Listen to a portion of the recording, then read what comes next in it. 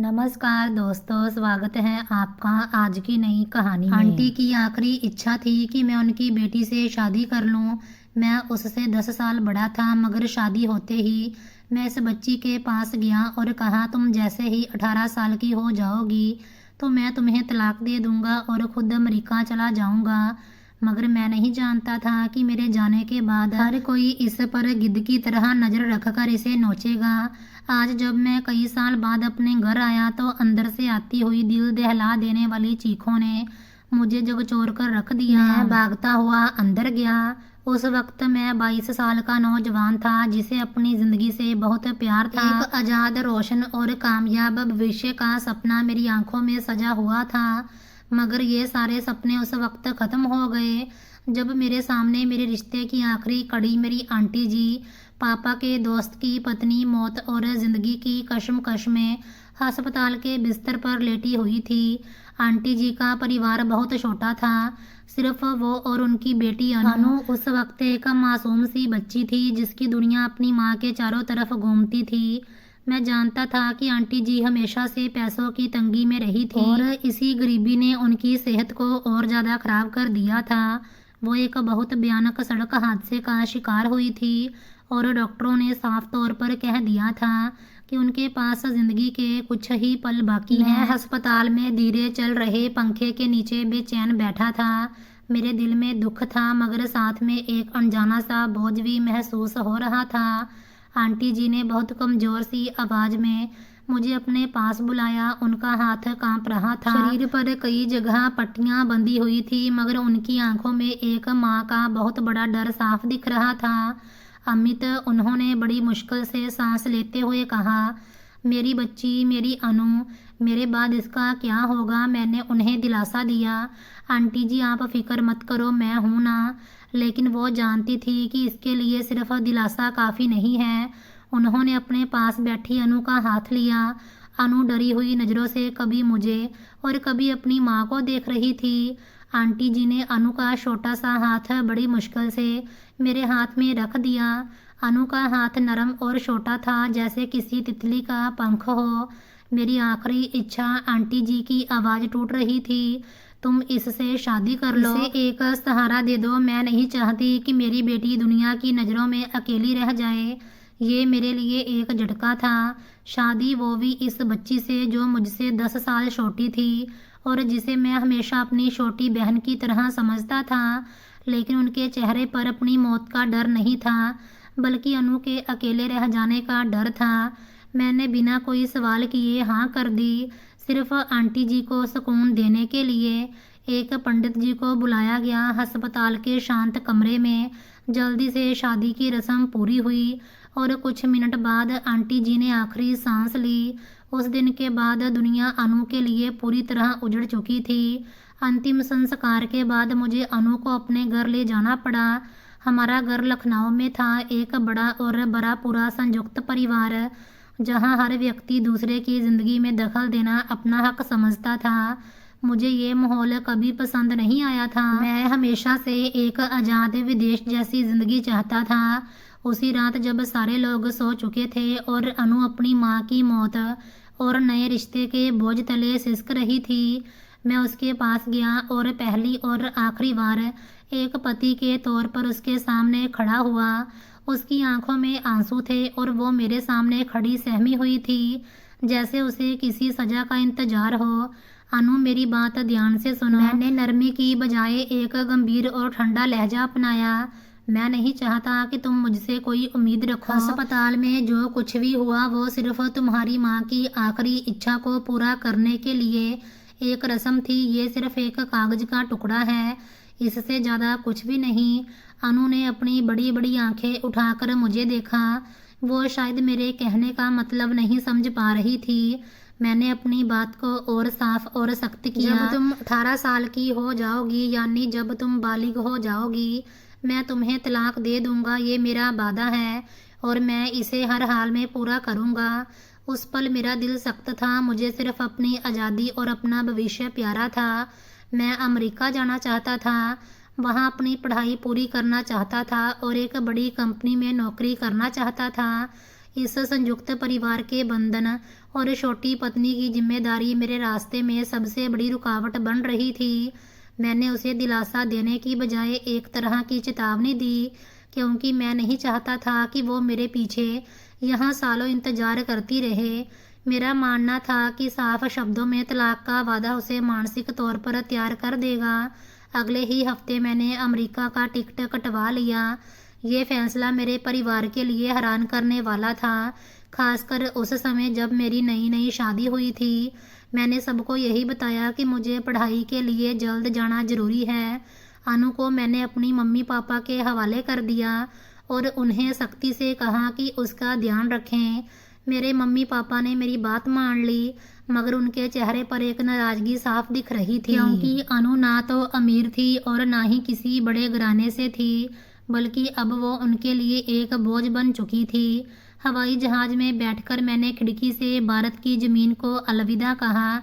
मेरे दिल में कोई पछतावा नहीं था, सिर्फ एक नया जोश और एक आज़ाद भविष्य का यकीन था। मैं सोच रहा था कि जब मैं वापस आऊँगा तो सबसे पहले तलाक के कागज़ों पर साइन करूँगा और फिर अमेरिका में जाकर अपनी नई ज़िंदगी, नए रिश्ते और अपनी नई दोस्त एलिना के साथ अपनी ज़िंदगी शुरू करूँगा। मैंने अनु को पूरी तरह अपने दिमाग से निकाल दिया, उसे एक पुरानी गलती समझकर भुला दिया। लेकिन मैं उस समय ये नहीं जानता था कि मेरा ये कायरतापूर्ण फैसला अनु को किस जुल्म और समाज के दबाव के सामने अकेला छोड़ देगा।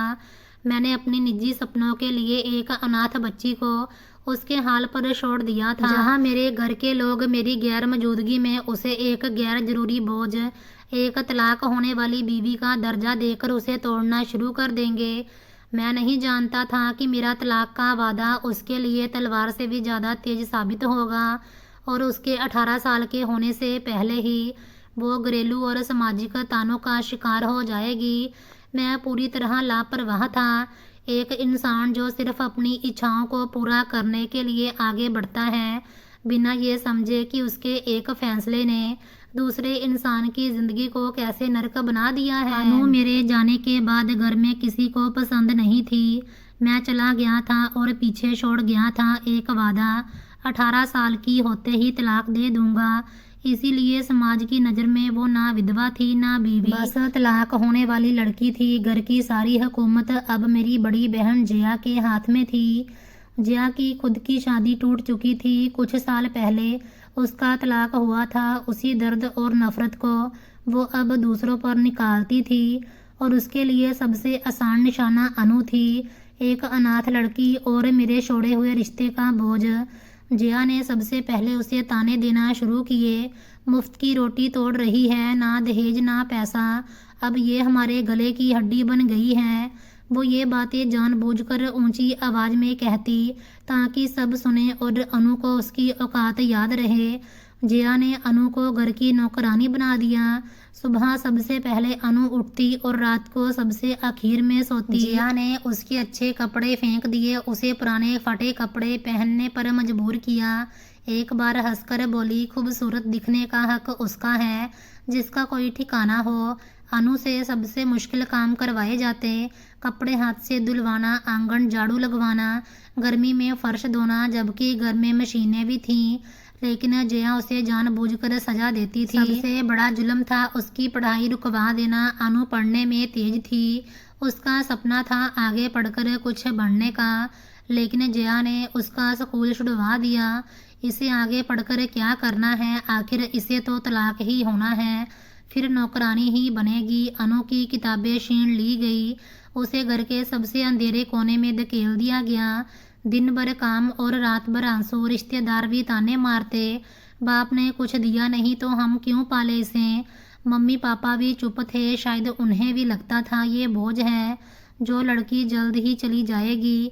असल में जया का गुस्सा अनु पर नहीं था, वो गुस्सा अपनी टूटी शादी का था, अपनी नाकाम जिंदगी का था और अनु बस उस गुस्से की शिकार बन गई। वो अनु की बढ़ती हुई जवानी की मासूमियत को देखती थी।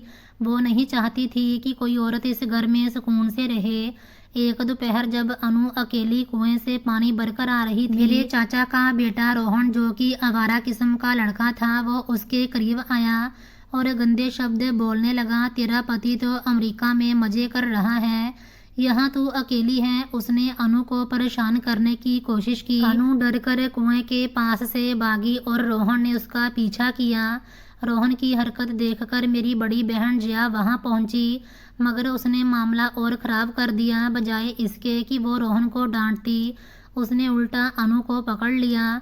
जया ने उसे बुरी तरह पीटा और पूरे घर के सामने बदनाम किया। तुम ही ने उसे बुलाया होगा। जया गुस्से से चीखी, तुम्हारा दिल काला है, तुम लड़कों को इशारे करती हो, इसीलिए अमित भी तुम्हें छोड़कर भागा है। अनु रोती रही और अपनी मासूमियत की कसम खाती रही, मगर कोई उस पर यकीन करने को तैयार नहीं था। जया ने एक बेगुनाह लड़की पर झूठा इल्ज़ाम लगा दिया, जिससे अनु को घर में और ज़्यादा जिल्लत सहनी पड़ी। इस घटना के बाद अनु का बचपन और मासूमियत इन जालिम हाथों में दम तोड़ने लगी। वो अब डर और खामोशी की मूर्ति बन चुकी थी। उसका चेहरा हमेशा उदास रहता और उसकी आंखें हर वक्त आंसू बहाती रहती। मैं अमेरिका में अलीना के साथ एक नई मोहब्बत की तलाश में था और यहाँ मेरी पत्नी डर और सामाजिक जुल्म में जी रही थी। मैं अपनी आराम की ज़िंदगी जी रहा था और मुझे इन हालात का कोई अंदाज़ा नहीं था। मेरी लापरवाही, जल्दी में की गई शादी और फिर भाग जाना, उसने उसे समाज के गिद्धों के सामने डाल दिया था। अनु के लिए अब ये घर एक सुरक्षित जगह नहीं बल्कि जेल बन चुका था, जहां उसके हर काम और हर शब्द पर सख्त नज़र रखी जाती थी। ये सिलसिला सालों तक चलता रहा, जब तक कि मैं अपना तलाक का वादा पूरा करने वापस नहीं आया। मैं इन सब दुखों से दूर अमेरिका में अपने नए अमेरिकी सपनों को सच करने में लगा था। मेरी मुलाकात अलीना से हुई, जो एक कामयाब, आज़ाद और बहुत खूबसूरत आर्किटेक्ट थी। उसकी शख्सियत में एक ऐसी चमक थी जो मेरे उज्जवल भविष्य के सपने से पूरी तरह मेल खाती थी। वो मेरे सपनों की पूर्ति थी, आज़ाद, तरक्की पसंद और दुनिया के रिश्तों के बोझ से दूर। हम बहुत जल्द एक दूसरे के करीब आ गए और मेरा इरादा था कि मैं जल्द ही उससे शादी करके अपना घर अमेरिका में बसा लूँगा। अब जब मैंने अपने भविष्य का नक्शा पूरा कर लिया था तो मुझे एक चीज़ बीच में हटानी थी। वो थी अनु। वो मेरा कागजी रिश्ता भी थी, मेरी मजबूरी का वो बोझ जिसे मैं सालों से अपनी गर्दन पर महसूस कर रहा था। एक शाम मैंने अपने फ्लैट से फ़ोन कर अपने पापा से बात की, जो बहुत दिनों बाद मेरी आवाज़ सुनकर खुश हुए, लेकिन मेरी अगली बात ने उन्हें चुप करवा दिया। पापा, अब वक्त आ गया है मैं अनु को तलाक दे दूं। पापा हिचकिचाते हुए बोले, मगर तुम ये क्या कह रहे हो? हालांकि आंटी जी की आखिरी इच्छा थी। मैंने उनकी बात काटी और सख्त लहजे में बोला, कोई आखिरी इच्छा नहीं थी पापा, मैं अलीना से शादी कर रहा हूँ और मैं इस बेमतलब रिश्ते को और नहीं घसीट सकता। कानूनी तौर पर उसे आज़ाद करूँगा। पापा ने गहरी सांस ली और समझाया, बेटा, भारत के कानून के मुताबिक, खासकर हमारे धार्मिक और पारिवारिक सिस्टम में, तुम अगर खुद आकर कागजों पर साइन नहीं करोगे तो ये काम पूरा नहीं होगा। तुम्हें एक बार आना पड़ेगा। ये मेरे लिए परेशानी की बात थी। मैंने एक पल के लिए ये भी नहीं सोचा कि अनु की क्या हालत होगी, जहाँ उस पर क्या बीत रही होगी। मेरे दिमाग में सिर्फ जल्दी से जल्दी तलाक का काम पूरा करने का इरादा था। मैंने एक बार भी अनु की कम उम्र, उस पर हो रहे जुल्म या उसकी अनाथ होने के बारे में नहीं सोचा। वो सिर्फ एक रुकावट थी जिसे मैं हटाना चाहता था। मैंने अलीना को सिर्फ इतना बताया कि मैं एक ज़रूरी पारिवारिक प्रॉपर्टी के मामले को हल करने के लिए भारत जा रहा हूँ, जिसे मेरी गैर मौजूदगी में रिश्तेदारों ने उलझा दिया है। अलीना ने मेरी बात पर यकीन कर लिया और जल्दी वापस आने की उम्मीद दी। मेरे दिल में अनु के लिए कोई जगह नहीं थी, कोई अफसोस या कोई हमदर्दी नहीं थी। वो सिर्फ एक कागजी रिश्ता थी, उसे ख़त्म करना जरूरी था। कई साल बाद मैंने भारत की ज़मीन पर कदम रखा। मेरे दिमाग में सिर्फ एक ही प्लान था, तलाक देना, रिश्तेदारों से रस्म पूरी करवाना और जल्दी से वापस अमेरिका की फ़्लाइट लेना। एयरपोर्ट से घर तक का सफ़र मुझे आज़ादी की आखिरी सीढ़ी लग रहा था। मैंने टैक्सी वाले से तेज़ चलने को कहा। मेरे हाथ में अलीना और दोस्तों के लिए लाए हुए कीमती अमेरिकी तोहफे थे, जो मेरे लिए नए दौर की निशानी थी। जब मेरी टैक्सी घर के सामने रुकी तो मैंने किराया दिया और घर के दरवाजे की तरफ बढ़ा। मैंने अभी दरवाजे को छुआ भी नहीं था कि अंदर से एक दिल दहला देने वाली चीख ने मेरे कदम रोक दिए। ये कोई आम रोने की आवाज़ नहीं थी, ये डर की नहीं बल्कि बहुत ज़्यादा शारीरिक तकलीफ़ की आवाज़ थी जिसे सुनकर रूह कांप जाए। वो चीख जानी पहचानी थी मगर इतनी तेज़ थी कि मेरा दिमाग उसे मान नहीं पा रहा था। मेरे हाथों में अमेरिका से लाए हुए तोहफे, मेरा लैपटॉप और परफ्यूम की शीशी ड्राम से ज़मीन पर गिरकर टूट गई। मुझे अंदाज़ा नहीं था कि क्या हुआ है मगर मेरा दिल धक से रह गया जैसे किसी ने मुझे अचानक धक्का दे दिया हो। मैंने दरवाज़ा खोला जो अंदर से बंद नहीं था और भागता हुआ अंदर गया। मेरे सामने एक डरावना नज़ारा था। आंगन में मेरी बड़ी बहन जया एक जवान लड़की पर जानवरों जैसा जुल्म कर रही थी। जया का चेहरा गुस्से से लाल था और वो लड़की को जोर जोर से बालों से पकड़कर घसीट रही थी। 18 साल की हो गई हो, अब तो क्या तलाक का इंतजार कर रही हो? तुम्हें अब ये सब कुछ सहना पड़ेगा, जया चिल्ला रही थी। मैंने एक पल के लिए रुककर उस लड़की के चेहरे को गौर से देखा। वो लड़की जिसके चेहरे पर डर और दर्द के निशान थे, जो अब छोटी बच्ची नहीं थी बल्कि जवानी की दहलीज पर खड़ी थी, वो मेरी छोड़ी हुई अनु थी। उसका शरीर कैसे तकलीफ़ों में डल गया था। मैंने पहली बार अपनी आंखों से देखा। मेरे पैरों के नीचे से ज़मीन निकल गई और मेरे सारे अमरीकी सपने पल भर में चूर चूर हो गए।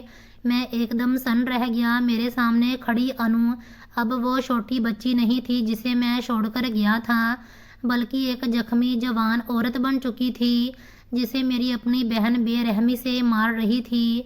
उसका चेहरा आंसुओं, पसीने और बहुत ज़्यादा तकलीफ से बिगड़ा हुआ था।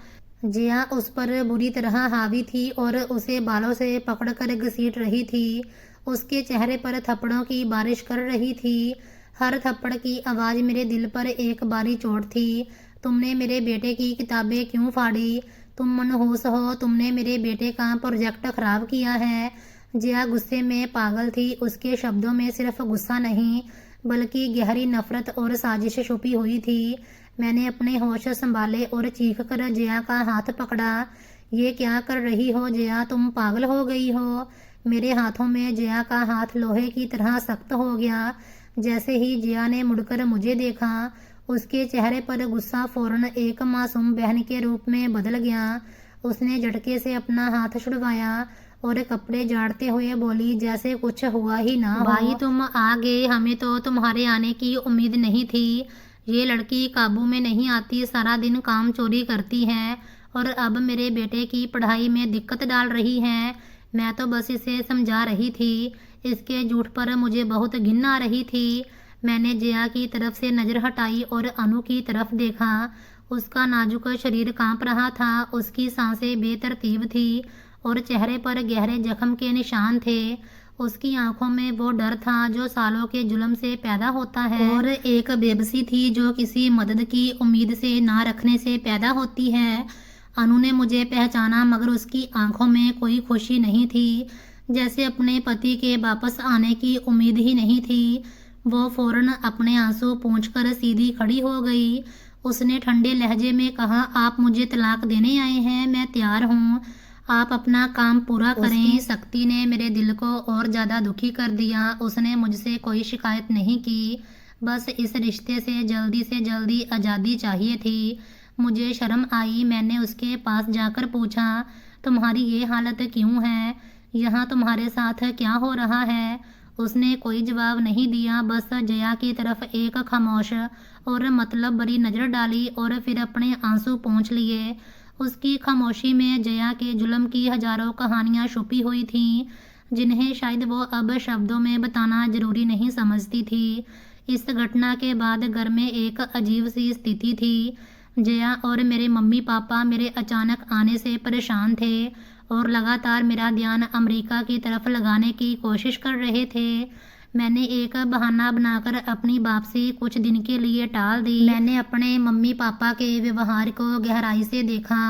वो जया के जुल्म से वाकिफ थे मगर शायद मेरे तलाक के वादे और अनु की गरीबी ने उन्हें बीच में बोलने से रोक दिया था। मैंने चुपचाप घर में होने वाली गतिविधियों पर नज़र रखी। जल्द ही मुझे पता चला कि जया का सारा गुस्सा सिर्फ उसके बेटे की किताबों तक सीमित नहीं था। जया का बेटा जो खुद एक निकम्मा और लालची था, वो और जया दोनों अनु के नाम की रकम पर नज़र रखे हुए थे। आंटी जी ने मरने से पहले अपने बैंक अकाउंट में कुछ जमा पूंजी अनु के नाम की थी, जो बालिग होने पर अनु को मिलनी थी। जया चाहती थी कि अनु या तो उस रकम को छोड़ दे या फिर वो रकम उसके बेटे के हवाले कर दे। जया का असल मकसद अनु को सिर्फ नौकरानी बनाकर रखना नहीं था, बल्कि उसकी ज़िंदगी और उसके आने वाले पैसों पर कब्जा करना था, ताकि उसका बेटा उससे फ़ायदा उठा सके। जया की लालच अब मेरे सामने एक डरावनी शक्ल में सामने आई। उसका लगातार जुल्म अनु को इतना दबाव में रखना कि वो डरकर अपने हक से हाथ धो बैठे। ये सामाजिक जुल्म और लालच का सबसे बुरा नमूना था। मैंने पहली बार इस बच्ची के जख्मों में अपना गुनाह देखा। अगर मैं उसे छोड़कर ना जाता, अगर मैंने अस्पताल में सिर्फ एक रस्म निभाई होती, तो आज वो इस हाल में ना होती। मेरे दिल में शर्मिंदगी का एक नया और बहुत तेज एहसास पैदा हुआ। उस वक्त मैंने एक सख्त फैसला किया। तलाक देने से पहले मैं ये जानूंगा कि ये क्या हो रहा है और इस लड़की को इस जुल्म से आज़ाद करूंगा। मेरा मकसद अचानक तलाक लेने से हटकर इंसाफ दिलाने की तरफ मुड़ गया। मुझे अनु का रिश्ता नहीं चाहिए था, मगर मैं उसे मजबूर भी नहीं देख सकता था। मैंने गौर किया अनु कितने सब्र और खामोशी से ये सब सहती रही। उसने कभी चीख कर किसी को नहीं बताया। उसने कभी मेरे मम्मी पापा से कोई शिकायत नहीं की। उसका ये मजबूत हौसला, उसकी अंदरूनी ताकत मेरे लिए एक नई बात थी। ये वो अनु नहीं थी जिसे मैंने एक मासूम बच्ची के तौर पर छोड़ा था। ये वो जवान औरत थी जिसने जुल्म को सब्र से सहा और अब सिर्फ आज़ादी का इंतजार कर रही थी। उसकी खामोशी मेरे दिल में गहरा असर कर गई और मेरे अमेरिका वापस जाने के इरादे में एक अनजान सी उलझन पैदा हो गई। मैं नहीं जानता था कि ये सिर्फ हमदर्दी है या मेरे दिल में किसी नए एहसास की शुरुआत। जया के जुल्म का भयानक नज़ारा देखने और उसकी लालची नीयत समझने के बाद मेरे अंदर एक नया जज्बा पैदा हुआ, अपने किए का पश्चाताप करने का जज्बा। मैंने सबसे पहला कदम ये उठाया कि जया को घर के कोने में ले जाकर उसे सख्त चेतावनी दी। मेरा लहजा सख्त और फैसला पक्का था। जया, अगर अनु पर हाथ उठाया या उसे एक शब्द भी कहा तो मैं तुम्हारे बेटे का सारा खर्च बंद कर दूंगा और तुम्हें ये घर छोड़ना पड़ेगा। मेरी बहन मेरी इस अचानक दखल से बहुत हैरान और गुस्से में थी। मैंने तुरंत अनु के लिए एक अलग कमरा देने की मांग की ताकि उसे जया की लगातार निगरानी से दूर रखा जा सके। इस मांग ने पूरे घर में हलचल मचा दी। घर वाले मेरी अचानक वापसी और फिर अनु में नई दिलचस्पी पर सवाल कर रहे थे। सबको पता था कि मैं तलाक के लिए आया हूँ। मम्मी ने चिंता से कहा, अमित ये क्या कर रहे हो? अब तू सालों बाद आकर इसे सिर पर चढ़ा रहा है। पापा ने मुझे अकेले में अपने कमरे में बुलाया। उनके चेहरे पर उलझन और नाराजगी दोनों थी। अमित बेटा, तुम अमेरिका में क्या सोच रहे थे? क्या तुम सच में ये समझते हो कि ये लड़की सालों से तुम्हारा इंतजार कर रही है और अब उसे तुम्हारे रहम पर रहना है? इसके साथ अच्छा बनकर कोई फ़ायदा नहीं होगा। मैंने उनकी आंखों में देखा जहां अपने बेटे के लिए चिंता और घर की बदनामी का डर था। मैंने सख्त लहजे में जवाब दिया और अपने जज्बात छुपाए। मैं सिर्फ अपना फ़र्ज और तलाक के लिए आया हूँ। पापा, मैं संयुक्त परिवार के सामने उसका मजाक नहीं बढ़ने दे सकता। मेरा काम खत्म होते ही मैं वापस चला जाऊंगा। मैंने खुद को तलाक के मिशन पर कायम रखा, मगर अंदर से मेरा दिल मुझे कोस रहा था। उस रात सबके सो जाने के बाद मैंने दिल पर बोझ लिए अनु के नए कमरे का दरवाज़ा खटखटाया। कमरा सादा और सूना था, रोशनी भी बहुत धीमी थी। अनु ने दरवाज़ा खोला।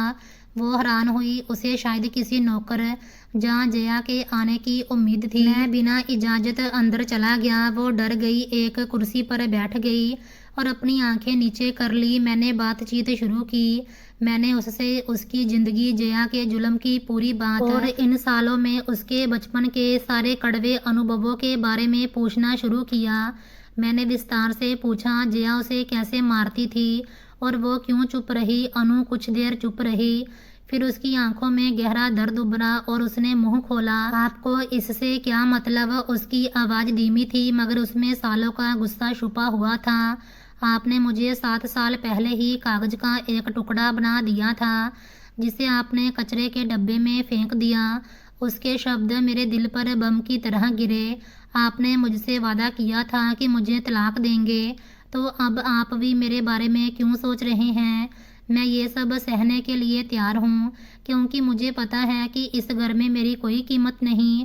उसने मुझे बताया कि मेरी गैर मौजूदगी में जया ने ना सिर्फ उसके कपड़े छीने बल्कि उसका कॉलेज में एडमिशन भी रुकवा दिया। मैं पढ़कर कुछ बनने का सपना देखती थी मगर जया ने कहा कि अनाथ और तलाकशुदा औरतों का कोई भविष्य नहीं होता। उसने अपनी कमीज की बाह ऊपर की जहां जुल्म के हल्के निशान अब भी मौजूद थे। मैं रोज घरेलू जुल्म की शिकार हूँ और आप आकर पूछते हैं कि क्या हो रहा है। उसकी आवाज़ में गहरा दर्द और चोट थी। ये सुनकर मेरा दिल और ज़्यादा जाग गया। मैंने गहरी सांस ली और फैसला किया कि अब सच बोलना ज़रूरी है। देखो, मैं तुम्हें सच बताना चाहता हूँ। मैंने अमेरिका में एक लड़की से शादी करने का फैसला कर लिया है और मैं इसीलिए आया हूँ कि तुम्हें तलाक दूँ और हमेशा के लिए आज़ाद कर दूँ। वो चौंकी नहीं बल्कि हैरानी से बोली, ये तो मुझे पहले से पता था। आपको अब एहसास हुआ कि आपने क्या किया? उसकी सच्चाई, उसका सीधा और साफ जवाब जिसमें कोई शिकायत नहीं थी, उसने मेरी इंसानियत को झकझोर कर रख दिया। मुझे एहसास हुआ कि मैं एक बहुत बेरहम और खुदगर्ज इंसान हूँ जो अपने आराम के लिए एक मासूम लड़की की ज़िंदगी बर्बाद करने आया है। मुझे पहली बार अपने किए पर बहुत शर्म आई। मैं उसके करीब गया और पहली बार उसका हाथ पकड़ा। उसका हाथ ठंडा और कांपता हुआ था। मैं तुम्हें इस जुल्म से बाहर निकालूंगा, तुम्हें यहाँ से बचाऊंगा और फिर तुम्हें आज़ादी दूंगा जैसा कि मैंने वादा किया था। लेकिन पहले तुम्हें सुरक्षित बनाना मेरी जिम्मेदारी है।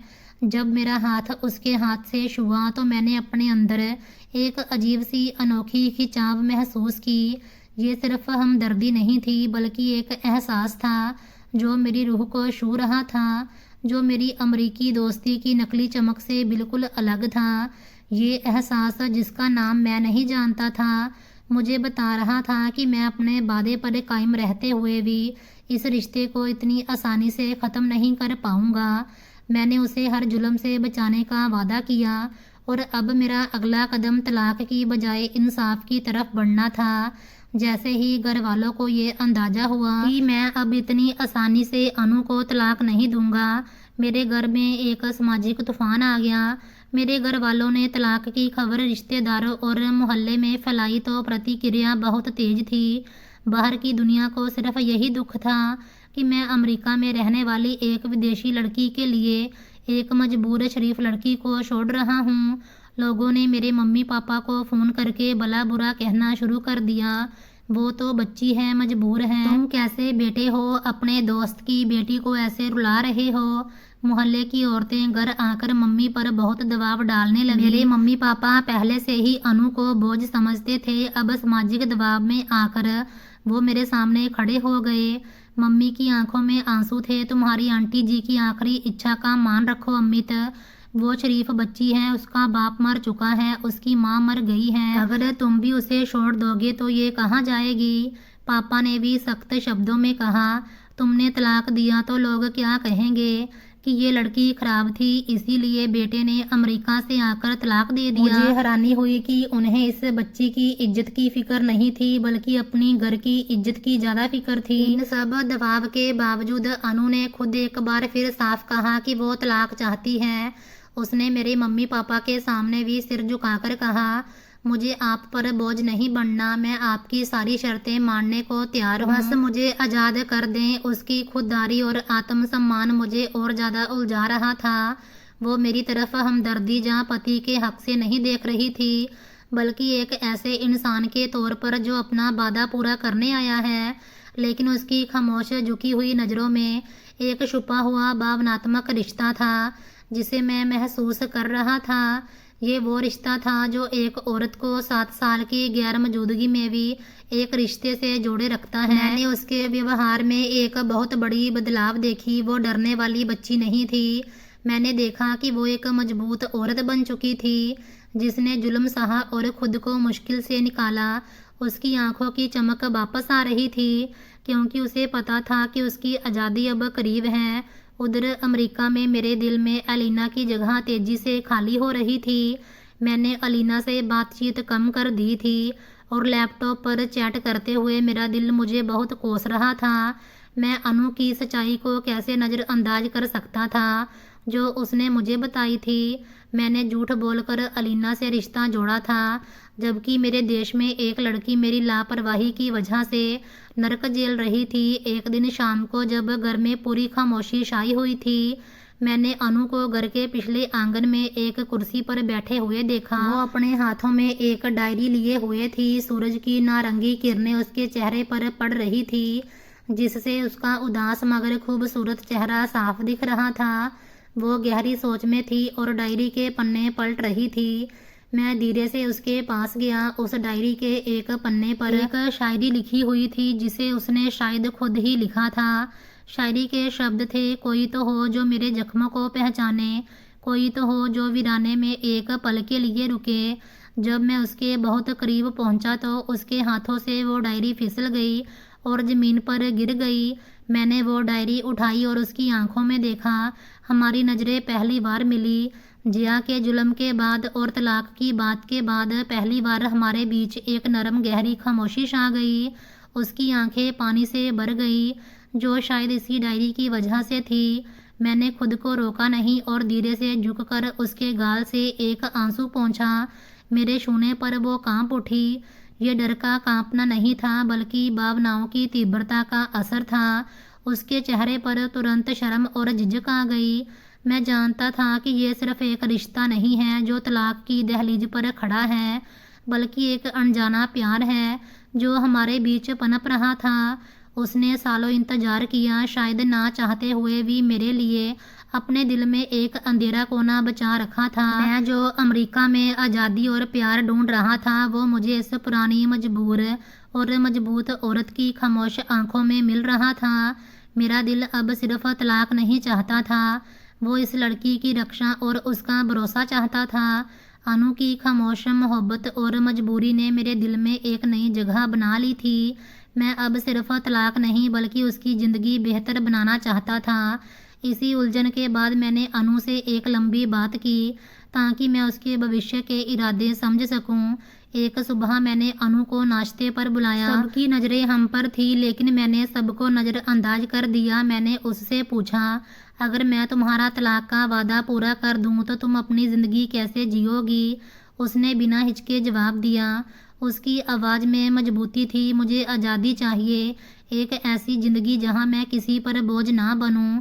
वो एक पल रुकी, फिर पक्के लहजे में बोली, मैं दोबारा पढ़ाई शुरू करूंगी और अपने लिए एक पहचान बनाऊंगी। मैं अपने पैरों पर खड़ा होना चाहती हूँ अब और किसी की हमदर्दी जहाँ दया नहीं चाहिए। उसकी आत्मनिर्भरता एक ऐसी लड़की की आवाज़ में जो सालों से जुल्म सह रही थी मुझे अंदर तक छू गई। मैंने महसूस किया कि वो सच में एक मजबूत औरत बन चुकी है जिसे मेरी सुरक्षा से ज़्यादा खुद की पहचान चाहिए थी। मैंने फैसला कर लिया कि अब मैं उसकी पूरी मदद करूँगा, चाहे इसका मतलब अलीना से रिश्ता तोड़ना ही क्यों ना हो। मैंने सबसे पहले जिया और उसके बेटे के लालची प्लान का पर्दाफाश करने का फैसला किया। मैंने बहाने से शहर से एक अच्छे वकील से संपर्क किया और उसे आंटी जी की मौत और अनु से मेरी शादी का पूरा विवरण बताया। मैंने उससे आंटी जी की सारी जायदाद के कागज और बैंक अकाउंट की जानकारी निकलवाने की गुजारिश की। 3 दिन की मेहनत और छानबीन के बाद वकील ने मुझे कुछ दस्तावेज भेजे। इन्हें पढ़कर मेरी आंखें फटी की फटी रह गई। पता चला कि आंटी जी ने अनु के नाम एक छुपी हुई जायदाद और बैंक अकाउंट में अच्छी खासी रकम रखी थी जो उन्होंने बहुत मेहनत से जमा की थी। यही वो रकम थी जिस पर जया और उसका बेटा लगातार नज़र रखे हुए थे और उसी के लिए अनु पर जुल्म कर रहे थे।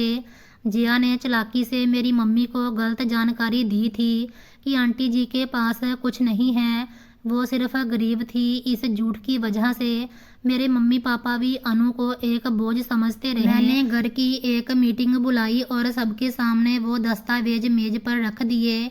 मैंने ऊंची आवाज में कहा, तुम सबको क्या लगा कि ये एक गरीब अनाथ लड़की है जिसे हम बोझ समझ रहे हैं, लेकिन देखो ये उसकी अपनी संपत्ति है। घर वालों के सामने वो कागज पेश किए जिससे जया की असल नीयत सबके सामने आ गई। घर में बहुत हंगामा हुआ। जया चीखने लगी और अपना झूठ छुपाने की कोशिश करने लगी, मगर कागजों ने उसका साथ नहीं दिया। मेरे मम्मी पापा शर्मिंदा और हैरान थे। जया का जुल्मी और लालची चेहरा सबके सामने आ गया। पापा ने सख्ती से उसे डांटा। अनु को जायदाद मिलने से न सिर्फ मेरी बल्कि जया की गुलामी से भी उसकी आर्थिक आज़ादी का रास्ता खुल गया। ये सिर्फ रकम नहीं थी बल्कि उसके आत्मनिर्भर भविष्य की गारंटी थी। वो हैरानी और सुकून से मम्मी पापा और जया को देखती रही। जब सब खामोश हो गए तो अनु ने आभार भरी नज़रों से मुझे देखा। उस नज़र में वो गहराई थी जो किसी शब्द या शुक्रिया से बहुत बड़ी होती है। ये पहला मौका था जब मुझे लगा कि मैंने एक पति का फर्ज निभाया है, चाहे हमारा रिश्ता रस्मी ही क्यों ना हो। उसी रात अनु मेरे कमरे में आई और धीरे से दरवाज़ा खटखटाया। मैंने उसे बैठने का इशारा किया। मैं आपका शुक्रिया अदा करने आई हूँ। उसने कहा, आपने मेरे लिए जो किया वो एक पति का फर्ज था जो आपने सालों बाद पूरा किया है। उसने माना कि मैंने उसकी मदद की है, लेकिन फिर भी उसने मुझे पति के तौर पर ही संबोधित किया। अब तुम आज़ाद हो, मैंने नरमी से कहा। मैं कल तलाक के कागज का इंतजाम कर दूंगा। उसने गहरी सांस ली। उस पल हमारे बीच के सारे फासले कम हो गए जो सालों की जुदाई, जुल्म और वादों ने पैदा कर दिए थे। मैंने पहली बार उसे एक औरत की तरह महसूस किया जो समझदार और खूबसूरत थी। उसकी मौजूदगी मेरे दिल में एक ऐसा सुकून दे रही थी जो मुझे एलिना या अमेरिका की चकाचौंध में कभी नहीं मिला था। मेरी रूह अब पूरी तरह उलझ चुकी थी। मैं वादा पूरा करूं या अपने दिल की सुनूं। अनु की आर्थिक आज़ादी और उसके सम्मानजनक व्यवहार ने मुझे पूरी तरह बदल दिया था। उसका ये कहना कि आपने जो किया वो एक पति का फर्ज था, मेरे दिल में गहराई तक उतर गया। मुझे एहसास हुआ कि मेरा सच्चा घर, मेरा असल रिश्ता अमेरिका में नहीं बल्कि इस मजबूर और आत्मनिर्भर लड़की के साथ है। उस रात मैंने हिम्मत जुटाई और सबसे पहला कदम उठाया जिसके लिए मैं भारत आया था, मगर अब उसका मकसद बदल चुका था। मैंने फ़ोन उठाया और अमेरिका में एलिना को कॉल मिलाई। एलिना, मैंने गहरी सांस लेकर कहा, मुझे अफसोस है मगर हमारा रिश्ता यहीं ख़त्म होता है। मैंने गलत फैसला किया था। एलिना हैरान और नाराज़ थी। उसने कई सवाल किए मगर मैंने सच बता दिया। मैंने जहां एक ऐसी औरत को पाया है जिसे मैंने खुद बर्बाद किया था, उसके साथ जो जुल्म हुआ उसका हिसाब दिए बिना मैं वापस नहीं आ सकता। मैंने साफ कर दिया कि मैं अब अमेरिका वापस नहीं आऊँगा और मैंने अपना ठिकाना जहां चुन लिया है। मेरे इस फैसले ने घर वालों को एक और झटका दिया। उन्होंने सोचा था कि मैं तलाक देकर वापस चला जाऊंगा, लेकिन जब उन्होंने देखा कि मैं अब अमेरिका नहीं जा रहा और मेरा व्यवहार अनु के लिए पूरी तरह बदल चुका है तो उन्हें मेरा ये बदलाव दिख रहा था। पापा ने सिर्फ इतना कहा, अगर तुम्हें यहाँ रहना है तो एक अच्छा फैसला करना। अगले दिन मैंने अनु से अकेले में मुलाकात की। मैंने साफ साफ कहा, मैंने एलिना से रिश्ता तोड़ लिया है। अब मैं तुम्हारे वादे के मुताबिक आज़ादी दूंगा। अगर तुम अब भी यही चाहती हो, तुम्हारे पास तुम्हारी जायदाद है, तुम्हारे लिए एक नया भविष्य है, तुम अपनी ज़िंदगी का चुनाव कर सकती हो। मैंने जानबूझकर उस पर कोई दबाव नहीं डाला। उसकी आंखों में नमी थी, शायद मेरी ईमानदारी और पछतावा देखकर वो धीरे से मेरे पास आई। उसकी आवाज़ में वो नरमी और सच्चाई थी जो मैंने पहले कभी नहीं सुनी थी। उसने सिर नीचे किया, फिर ऊपर उठाकर सीधा मेरी आंखों में देखा। मुझे तलाक नहीं चाहिए, उसने नरमी से कहा। उसका लहजा पक्का था, मुझे आप चाहिए। उसका ये सीधा और सच्चा जवाब सुनकर मेरा दिल एक नई खुशी से भर गया। वो सच में मुझे चाहती थी। मुझे छोड़ने और जुल्म के बावजूद मैंने तुरंत उसका हाथ पकड़ लिया। अनु, मैं शर्मिंदा हूँ। मैंने उसके सामने झुककर उसके हाथों पर सिर रख दिया और उसके बचपन के सारे दुखों की माफ़ी मांगी। उसने मुझे उठाया। आपने उस दिन मुझे अस्पताल में स्वीकार किया था और उसके बाद मैंने हमेशा आपको अपना पति माना है। मुझे यकीन था कि आप वापस ज़रूर आएंगे, चाहे तलाक देने के लिए ही सही, अगर आप मेरे थे। उसने महसूस किया कि वो सालों से इस रिश्ते के टूटने के डर में जी रही थी, मगर उसके दिल के कोने में हमेशा मेरे लिए एक जगह थी। मैंने उसे मजबूती से गले लगा लिया और ये हमारी मोहब्बत का पहला सच्चा, गहरा और पवित्र पल था। एक ऐसा रिश्ता जो जुल्म और मजबूरी से शुरू होकर तलखी और जुदाई से गुजरकर मोहब्बत पर ख़त्म हुआ।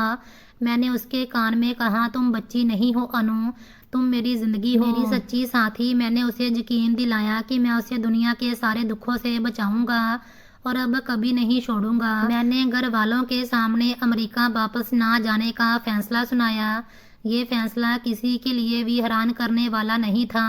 सबको हमारी मोहब्बत की सच्चाई दिख चुकी थी।